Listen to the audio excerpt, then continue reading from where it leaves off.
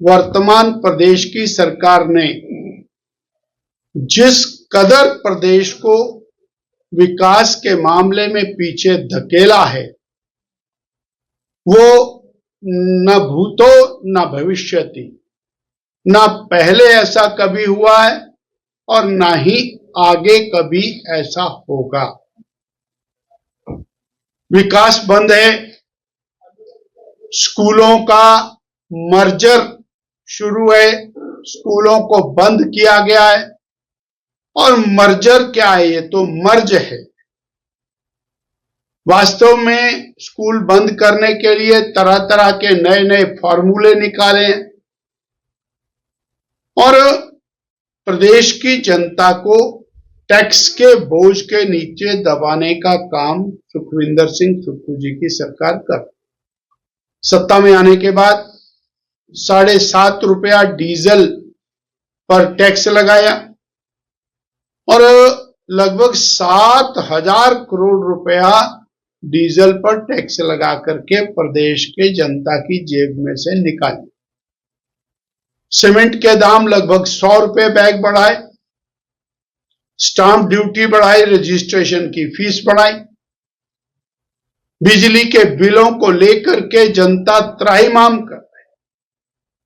आए दिन गांव की बहनें जगह जगह धरने प्रदर्शन कर रहे हैं और नाहन तो इसका एक अलग ही उदाहरण है, जहां एक गरीब आदमी जिसके कमरे में 4 रोशनी के बल्ब हैं, उसका बिल 1,03,000 रुपए का है। ये बिजली के दामों को बढ़ाना, बिजली के मीटरों के कारण पूरी जनता को त्राहिमाम करना। और आज की एक और बड़ी खबर है कि राशन डिपो में राशन जहां महंगा तो लगातार हो रहा था, अब उसमें कटौती भी की है। और बहुत बड़ी देन इस कांग्रेस सरकार की, एंट्री टैक्स को मल्टीपल रेट में बढ़ाया गया है। तालाम से एंटर होने वाली गाड़ी जो 70 रुपए में अंदर आती थी, अब वो 170 रुपए में अंदर आएगी। क्या स्थिति है?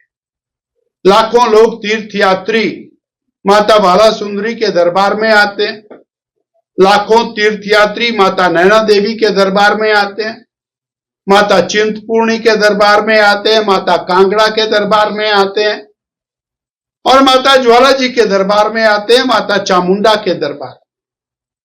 और ये सारे क्षेत्र वो हैं जो बॉर्डर के साथ जुड़े हुए।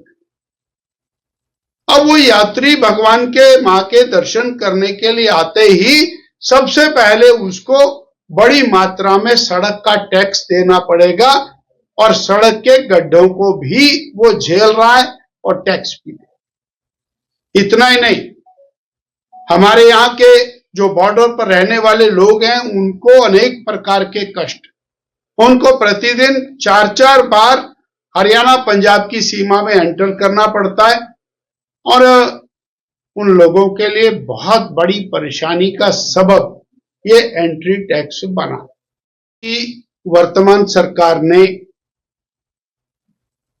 भारी भरकम प्रयास किया कि पंचायतों के चुनाव को ना कराया जाए। हिमाचल प्रदेश के चुनाव आयोग ने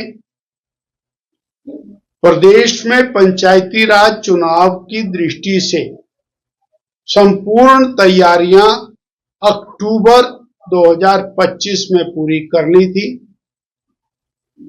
सरकार को चुनाव का मसौदा भेजा गया, परंतु सरकार ने, जो श्री सुखविंदर सिंह सुक्खू जी के नेतृत्व में चल रही है, उसने और पंचायत चुनावों को अटकाने, लटकाने और भटकाने का काम किया। इनको लंबित किया, आए दिन नए नए और ऑब्जेक्शंस लगाए, नई नई बातें कही और गांव के लोगों को चुनाव के अधिकार से वंचित करने का जो ये और पाप किया है, ये अक्षम्य है। Bureau report, channel 9 Shimla.